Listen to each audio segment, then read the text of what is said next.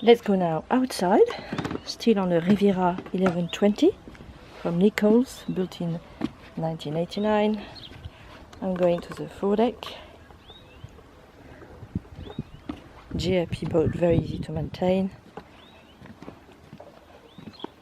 Famous for the high fleet. Go everywhere on a French system.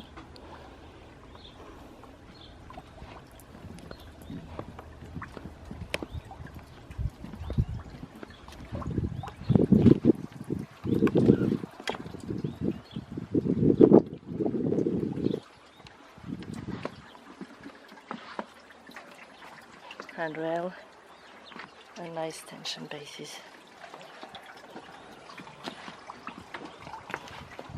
Gas locker, perhaps batteries, engine locker,